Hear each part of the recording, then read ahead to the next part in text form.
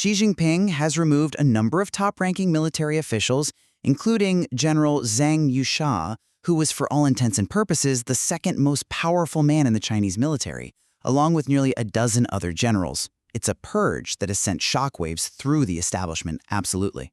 And essential question we're debating today is this. Is this a necessary anti-corruption drive to get the People's Liberation Army ready for a potential conflict in 2027? Or are we just watching a paranoid leader dismantle his own command structure to secure his absolute power? I'm going to argue that this is a calculated and, frankly, necessary move to modernize. Xi is clearing out compromised elements, regardless of their rank or history, to ensure the PLA is disciplined and actually combat-ready. Taking the opposing view, I think this is driven by political paranoia. When you fire a childhood friend and a battle-hardened veteran like General Zhang, you're not fighting graft.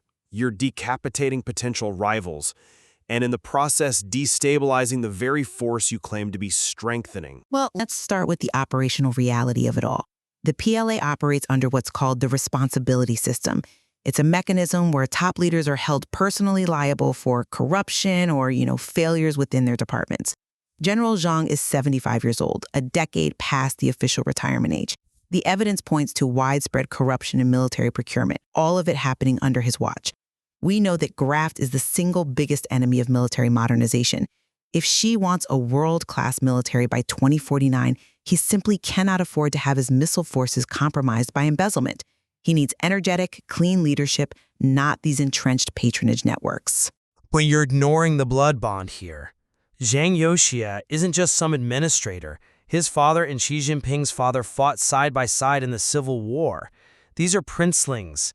They have incredibly deep family ties. In the Chinese political context, you just don't fire a man like that over some procurement receipts. For Xi to turn on such a deep loyalist, it strongly suggests Zhang had built his own independent circle of influence. And in an authoritarian system, a general with his own power base is a threat. This looks a lot less like an anti-corruption drive and much more like a preemptive strike. That brings us to a really critical point. You're arguing the relationship was too strong to break over simple money. Exactly. To sever a bond that deep, there has to be some kind of ultimate betrayal. And that's why the theory that's been circulating in the Wall Street Journal carries so much weight.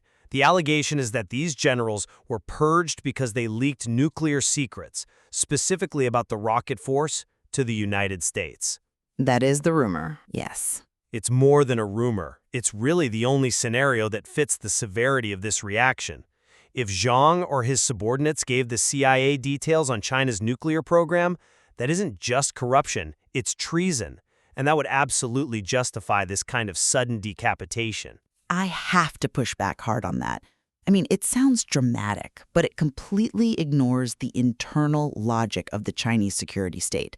These men are under the most sophisticated, all-encompassing surveillance regime on the planet.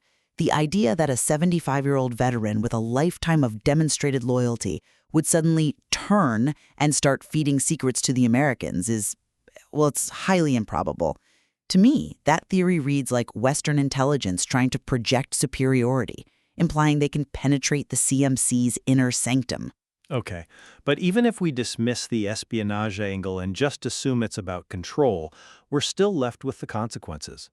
You mentioned the 2027 timeline for a potential Taiwan operation. How does firing your most experienced commanders actually help you achieve that? Surprisingly, it might. Look at the hardware. Despite these firings, the PLA's modernization has not skipped a beat. We are seeing massive strides in ICBMs, in robotics, in their naval fleets. The machine itself is running fine. She may have viewed these generals as bureaucratic hurdlesmen who were perhaps resisting specific reforms or, doing as they pleased. To be ready for 2027, he needs commanders who are totally and completely obedient to the party, not old friends who feel entitled to push back. Obedience, sure. But at what cost? You create this terrifying climate of fear. The biggest historical threat to Chinese leaders has often been a military coup, so I get that Xi is preempting that. But think about the strategic context. Some analysis suggests Xi sees a window of opportunity while the U.S. is distracted by diplomatic issues in the Western Hemisphere, like those recent tensions over Greenland. If he decides to exploit that and move on Taiwan, he needs generals who can think dynamically. If everyone is terrified that one wrong step means they get purged, you end up with a paralyzed command structure. Or you end up with a force that is responsive solely to the party's will. This enforces a zero-tolerance policy. If a general is building a personal fiefdom or taking bribes, he is compromising the mission. Xi is prioritizing the institution over the individual. He's making a bet that a clean, disciplined chain of command is ultimately more effective than one held together by old personal loyalties. And that is the gamble, isn't it? He's prioritizing political purity over professional continuity. The hardware, the missiles, the submarines, they might be ready, but the software, the leadership, is in a state of shock. And shock usually dulls the blade, it doesn't sharpen it.